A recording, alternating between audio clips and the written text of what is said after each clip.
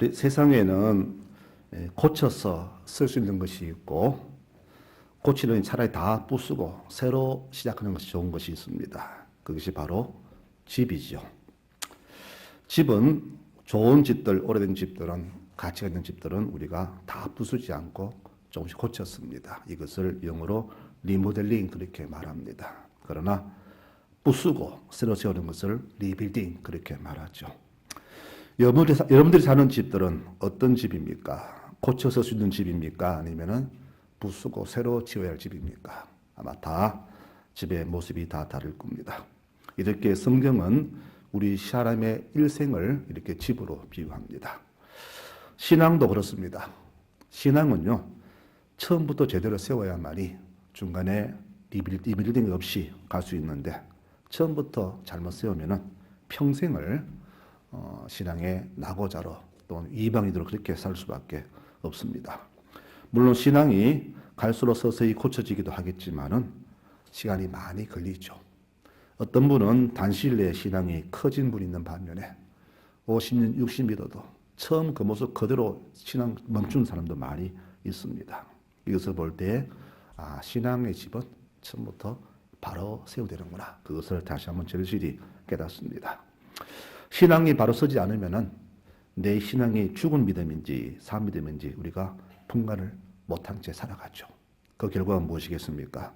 말씀 나온 대로 나는 너를 알지 못한다. 이런 결과를 받게 될 것입니다. 믿음에도 죽은 믿음이 있는데요. 산 믿음이 있습니다. 물론 죽은 것은 믿음이 아니겠죠. 그러나 구분하자면은 죽은 믿음은 결과가 무엇이냐? 축복도 구원도 없습니다. 살아있는 생선이 값이 비싸듯이 믿음이 살아있어야 하나님께 인정받고 복을 받게 되는 겁니다. 죽은 것은 무엇이든 소용이 없습니다. 그러므로 우리 성도들이 우리 교회가 이 땅에서 인정받지 못한 이유가 많겠지만은 가장 큰 이유는 우리의 믿음이 죽은 믿음이 때문이 아닌가 그렇게 생각을 해봅니다. 그러면은 참 살아있는 믿음과 죽은 믿음은 결과가 무엇일까? 시편에 말합니다. 그는 넘어지지만 아주 엎드리지 아니한다. 여호와께서 그의 손으로 그를 붙드시기 때문이다. 이렇게 말을 하죠. 신앙 좋은 분도 넘어집니다. 때로는 낙심합니다. 하나님께 원망도 합니다. 그러나 참 믿음 가진 사람은 이런 속에서도 다시 일어납니다. 어떤 홍수와 바람에도 때로는 휩쓸기도 하고 넘어지지만은 다시금 이전처럼 일어섭니다. 이것이 바로 참 신앙인의 모습입니다. 그러나 죽은 믿음은 결말이 불행하죠. 교우들을 보면서 이렇게 의심을 가져봅니다. 왜 저분은 저 실패의 아픔을 이기지 못하고 넘어질까? 왜 저분은 신앙이 나가지 못하고 자꾸 그 자리 또는 뒤로 물러나올까? 저는 그 이유를 말씀 속에서 찾았습니다. 주께서 이유를 말씀하시네요. 내 말을 듣고 행하는 자는 그 집을 바위 위에 세운 사람이지만은 행하지 않는 사람은 모래에 세운 집이다. 그렇습니다. 우리 인생이 형통하려면은 바로 하나님의 말씀대로 듣고 살아가야만이 인생이 형통한 겁니다. 그래야 믿음도 단단히 서서 나아가는 겁니다. 그런데 그렇지 못한 신앙이 많기 때문에 자꾸 그 자리에 맴돌고 뒤로 물러나는 그런 모습을 보게 되는 겁니다. 이는 처음부터 믿음의 기초를 제대로 세우지 않았기 때문에 그렇게 나온 결과라 그렇게 봅니다. 이 땅에 슬기로운 인생, 순조로운 인생은 아무도 없습니다. 예수님도 그 신실한 욥도 고난을 겪었듯이 우리라고 예외는 없을 것입니다. 그런데 문제는 넘어지는데 왜 일어서지 못하고 주저앉느냐? 이런 교인이 너무 많다는 것이죠.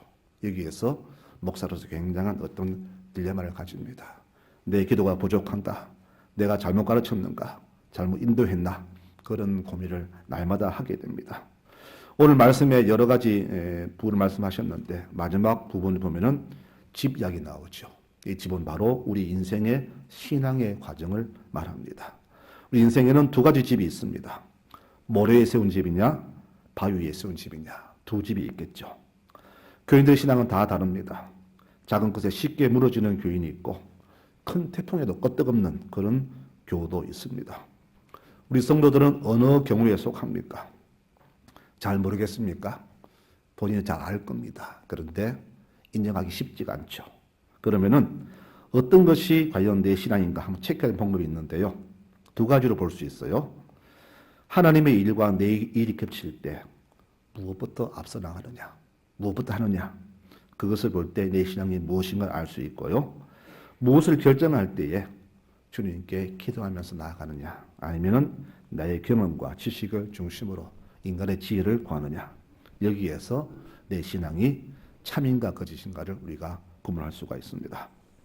이 신앙 결과에 따라서 우리의 결과도 극명히 나눠지겠죠. 오늘 말씀 결론은 그거잖아요. 불법을 행하는 자들아, 한마디로 사기꾼입니다. 입으로 예수를 부르면서 자기 이익을 취하는 자, 이웃을, 교회를, 우리 아름다운 사람들을 사기쳐서 먹고 사는 이 가짜 신앙인들에게 하신 말씀, 이 사기꾼들아 내게서 떠나가라, 나는 너희를 모른다. 이런 성적표를 받게 될 겁니다. 여러분, 믿음 생활, 신앙 생활은요, 내 뜻대로 하는 것이 아니라 말씀대로 하는 겁니다. 이 말씀을 깊이 새기셔야 됩니다. 누구든지 나의 말을 듣고 행하는 자, 오늘 이 말씀이 오늘 말씀의 핵심이 되겠습니다. 하나님께 속한 자는 하나님 말씀을 듣게 되어 있습니다. 너희가 듣지 않는 것은 하나님께 속하지 않았기 때문이라고 주님 분명히 말씀하셨어요. 그래서 사는 모습 보면은 믿음으로 하는 사람이 있고 믿음대로 하지 않는 사람이 있는데, 그래서 믿음을 하지 않는 모든 것은 죄라고 그렇게 우리에게 말씀하시는 겁니다. 우리가 평생을 온 힘을 다해 살았지만은 그 삶의 모습이 말씀대로 아닌 내 뜻대로 했다면은 그것은 바로 평생을 죄를 지은 결과라 그렇게 보시면 되겠습니다.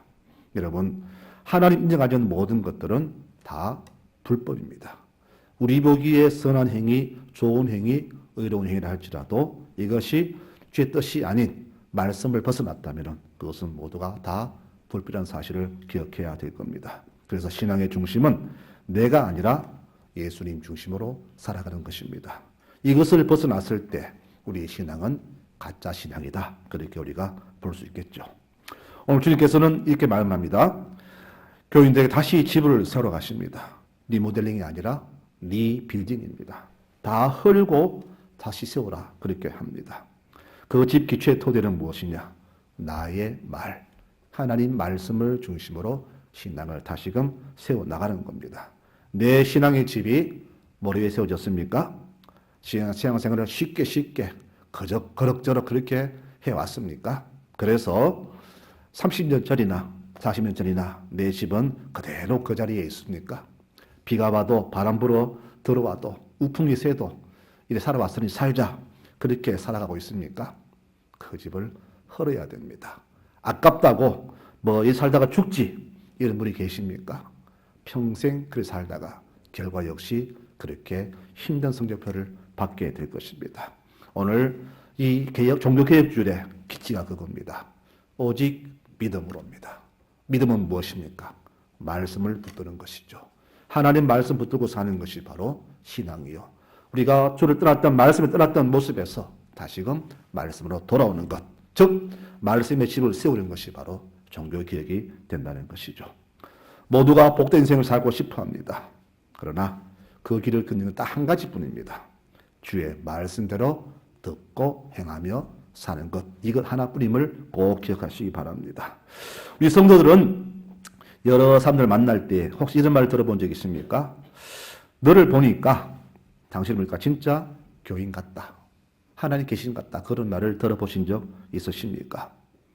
내가 진짜 믿음으로 산다면 아마 그런 말을 자주 들어야 할 겁니다. 신앙의 제일 중요한 것이 무엇입니까? 바로 믿음이잖아요. 믿음 빼면 우리는 아무것도 아니잖아요. 우리가 불신자와 비교되는 것은 믿음입니다. 믿음이 없으면 우리는 똑같아요. 이 믿음은 두 가지 요소로 되어 있잖아요. 하나는 뭡니까? 말씀과 또 하나는 그 말씀에 따라 행하는 우리의 행동이 두 가지가 합쳐져서 믿음이 되잖아요. 둘 중에 하나 빠져버린다면 이것은 올바른 믿음이 아니겠죠. 그래서 두 가지가 절묘하게 조화를 이룰 때에 우리는 이 믿음, 참된 믿음을 가졌다 그렇게 말할 수가 있습니다. 그러나 조화가 안 되면 우리는 결코 죽은 신앙이 됩니다. 오늘 말씀 핵심이 그거잖아요. 너희가 내 말을 듣고 반석 위에 세운 집은 영원히 무너지지 아니하니라. 그러나 내 말을 듣고도 모래 위에 세운 집은 홍수 때 무너질 것이다. 말씀이 조화가 안 될 때에, 행위가 조화가 안 될 때에 우리의 삶은 무너지는 거예요. 수십 년 예수 믿어도 늘 그대로 사는 사람 왜 그럴까요? 말씀을 들었는데 그에 대한 행위가 없었다는 것이죠. 믿음의 반쪽짜리입니다. 그런데 세상에는 말씀 듣지 않고도 의롭고 바르게 사는 사람 많아요. 그 사람은 과연 옳은 사람인가? 그것도 아니죠. 어쨌거나 말씀의 참된 믿음은 말씀과 행동이 아름답게 조화가 되는 것, 이것이 바로 진짜 믿음이거든요. 그런데 오늘날 한국교회의 교인들에게 이런 조화가 많이 이루어지지 않았다는 겁니다.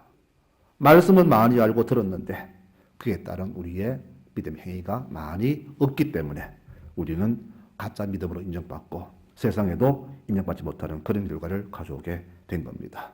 우리는 바로 이것을 오늘 깨닫고 고쳐나가야 될 겁니다. 세상은요, 누가 끝까지 살아남느냐?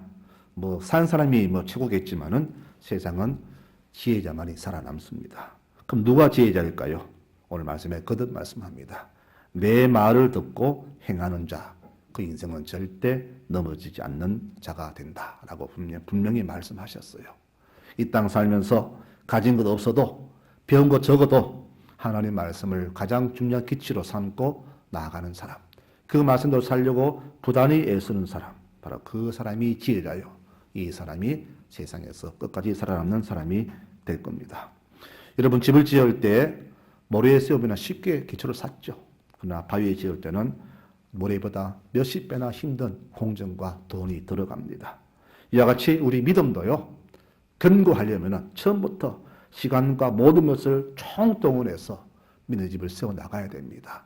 그렇게 세운 집은 평생 가도 안 넘어지는데 처음부터 쉽게 허술하게 신앙생활을 무슨 취미생활 하듯이 그렇게 해온 사람은 절대 신앙에 바로 설 수가 없을 것입니다. 신앙생활은 절대 쉽게 하라고 하면 절대 실패합니다. 주님 말씀 사는 건 쉽지는 않겠지만은 그 말씀을 부여잡고 힘든 과정을 거쳐나가면서 끝까지 나아갈 때 주어지는 결론은 뭘까요? 영원히 그 집은 무너지지 아니할 것이다. 이런 결론을 받게 될 겁니다. 성도 여러분, 제 보기에는요, 한국교회가 정말로 저는 좀 암울하다는 말은 좀 그렇지만은 제 보기에는 그런 것 같아요. 그러나 다른 눈으로 보면은 한국교회 참 멋있지만은 제 보기에는 좀 많이 앞으로 힘들어질 것 같다는 마음을 많이 가지는 것이 왜 그러냐? 큰일 터지고 큰 사건 터지면 항상 그 중심에 교인들이 껴 있더라고요. 참 보면은 기가 막힙니다. 참 불편한 진실이죠. 이 때문에 교회를 멀리하는 사람들은 교회를 더 나쁘게 볼 수밖에 없습니다. 국민들의 불편한 시선이 교회에 집중됩니다. 좋은 것은 나타나지 않고 항상 나쁜 것은 또 집중 조명되잖아요. 지난번 우리 여러 가지 정치 문제, 특히 또 코로나 문제는 한국의 빛낯을 드러냈잖아요. 그동안 한국교회는 외형 중심, 보여주기 중심으로 성장했습니다. 덩치는 커졌습니다. 주의 관계가 더 중요한데 그보다는 외형 보여주기에 매우 앞서졌었죠. 그래서 세계에서도 한국교회는 성장한 교회, 모든 교회의 본으로 보여졌지만은 실제로 그 내면은 그것이 아니었던 것이 있었죠. 그 결과 이 큰 대형 사건을 맞이하면서 교회가 자꾸 이렇게 축소된 것은 바로 그런 결과 아니었나 그렇게 봅니다. 교회가 더 답답한 것은 이런 악재 속에서 더 한 영혼을 걱정해야 되는데 이상하게 교회는 그보다는 교인 숫자 줄어들까, 예산 줄어들까 거기에만 걱정하더라는 겁니다. 목사를 만나보면은 묻는 것이 교인 몇 명 출석합니까? 예산 어떻습니까? 이것만 묻습니다. 그것을 들을 때 씁쓸한 느낌이 드는 것이 아직도 한국교회는 이런 어둠 속에 있구나 하는 것을 늘 생각합니다. 여러분, 구원은요, 교회가 주는 게 아닙니다. 믿음 좋은 내 남편이 내 아내가 주는 게 아닙니다. 내 부모님이 자녀의 구원을 주는 게 아닙니다. 믿음은 바로 나의 믿음만 받습니다. 내 믿음으로 구원받습니다. 다른 것은 절대 있을 수가 없습니다. 많은 교인들이 거룩함과 섬김과 세상과 구별된 생활과 영혼 구원에 관심이 없고 말씀대로 살지 않으면서도 모두가 구원을 바라고 구원을 소망한다는 겁니다. 여러분 이것은 말이 안 되잖아요.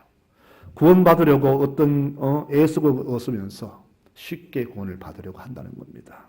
이런 교훈들이 병이 들었으니까 당연히 교회가 병든 병원 될 수밖에 없는 거죠. 오늘 주님이 경고하십니다.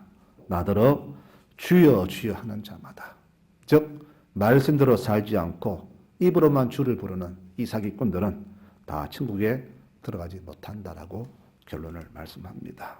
여러분, 저는 이 한국교회 여러 가지 위기, 개인의 위기를 겪으면서 이 사실을 절실히 깨닫습니다. 정말 천국 가기 위해서 내가 어떤 모습으로 주 앞에 어떤 믿음으로 서야 할까를 날마다 깨닫게 됩니다. 성도 여러분, 오늘 종교개혁 일어난 지가 500년 넘었습니다. 510몇 년이 되는데요. 아직도 우리는 이것을 깨닫지 못하고 있어요. 여러분, 무엇보다도 중요한 것은 나의 믿음입니다. 하나님께서 내 믿음을 어떻게 평가하실까? 이것을 보십니다. 그러므로 우리는 무엇보다 바로 이 하나님 관계 속에서 말씀을 듣고 배운 대로 그대로 실천해 살아가는 올바른 믿음을 가지는 것이 제일 중요한 것이죠. 이런 믿음을 가진 모든 교들이 되시기를 축원합니다. 여러분, 말씀의 결론 내리겠습니다. 결론은 뭐냐? 반석 위, 즉 바위 위에 집을 세우는 겁니다. 하나님의 진리를 알고 그 진리대로 행하며 사는 사람, 바로 이 사람이 지혜로운 사람이요 주의 마음에 합한 사람이라 성경 그렇게 말합니다. 바위 위에 집을 세우려면 시간도 많이 걸리고 기술하고 쉽지 않습니다. 건축 자체도 어렵고요, 돈도 많이 듭니다. 여러분, 신앙생활에 내 시간, 노력, 재주, 돈 들이지 않고 신앙 클 줄 아십니까? 아닙니다. 여러분, 신앙은요, 나의 모든 것이 다 동원되어야만이 신앙의 빛이 바로 세워집니다. 무엇 하나 아꼈을 때, 시간도 아끼고 물질 아끼고 나의 무엇을 아꼈을 때 그 신앙의 집은 바로 세워지지 않습니다.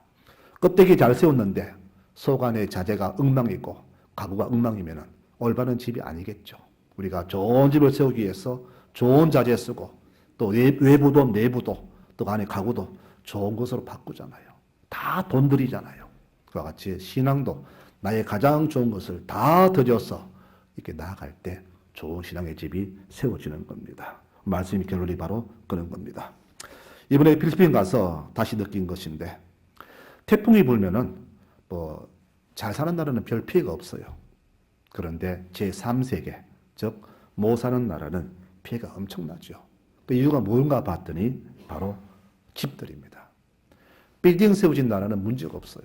그런데 집을 쉽게 세운 오두막집, 나무집, 판잣집, 양철집 다 나라가 보이잖아요. 그래서 제3세계 나라들은 수십만 가구가 태풍면은 다 집을 잃어버립니다. 이것을 보면서 깨닫는 것은 우리 신앙의 집, 내 인생은 힘이 들어도 처음부터 미래를 보면서 차근차근 서서히 내 집을 지어가는 것이 맞구나 하는 것을 다시 한번 깨달았습니다. 성도 여러분, 내 인생의 집을 다시 한번 돌아보십시다. 내 인생의 집은 과연 올바로 서 있는가? 바람에도 태풍에도 괜찮은가? 비가 조금 와도 지붕이 세고 바람 조금만 불어도 바람이 들어오는 그런 집은 아닌가? 한번 돌아보시기 바랍니다. 작은 시험에도 점점 건강하고 큰 시험이 와도 태평한, 그것은 결코 믿음이 아니에요. 여러분, 그러므로 내 신앙의 집을 바로 세워나가기 위해서는 내 모든 것을 다 총동을 해서 이 집을 세워나가며 모든 것을 투자해야 됩니다. 아깝다고 어렵다고 힘들다고 여러 핑계 대면서 내 집 세우기에 우리가 소홀할 때 결국 내 인생도 그렇게 무너짐을 우리 모두가 깨달아야 될 것입니다. 신앙에는요, 지름길이 없습니다. 왕도가 없습니다. 처음부터 한 발짝씩 차곡차곡 걸어 나가야 됩니다. 중간에 누가 지름길이 있다고 유혹해도 거부하고 넘어져도 무엇이 막아서도 헤치고 나아가야 됩니다. 여정이 쉽지는 않겠지만은 이 길만이, 이 과정만이 바로 영생의 길, 구원의 길이기에 우리는 인내로서 이 길을 나아가야 하고 인생의 집을 그렇게 건축해 나가야 할 것입니다. 오늘은 이 무너진 교회를 다시 세우기 위해 있었던 그날을 추억하는 종교개혁 주일입니다. 그런데 교회는 지금도 계속해서 무너지고 있습니다. 교회가 무너지니까 나라도 사회도 우리 일상도 인생도 다 무너짐을 봅니다. 사회가 어려운 것은 신앙의 집 교회가 무너졌기 때문입니다.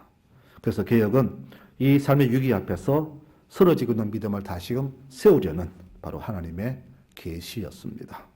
여러분, 내 신앙이 낡아졌음을 느낍니까? 아니면 못 느끼고 있습니까? 느끼는 분은 고치시기 바랍니다.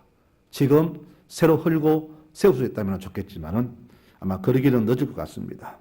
지금부터 새롭게 내 신앙의 집을 재건축해 나가시기 바랍니다.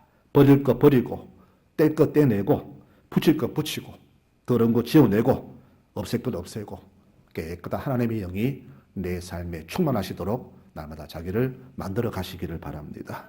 아니면 헐고 다시 짓기를 바랍니다. 그러게도 우리 너무나 기초가 약합니다. 그러면 지금부터 재건축에 나갑시다. 이 모델도 괜찮습니다. 신앙도 재건축 필요한데 참 어려운 것은 기존 신자들은 어렵더라고요. 제가 한번 테니스를 배우려 해가지고 한번 나가봤는데요. 저는 옛날에 혼자서 한 며칠 친 적이 있어요. 그런데 그 같이 있는 사람이 그러니까 안 됩니다. 근데요, 이게 한번 몸에 이게 익숙해지니까 새로운 가르침이 안 들어오더라고.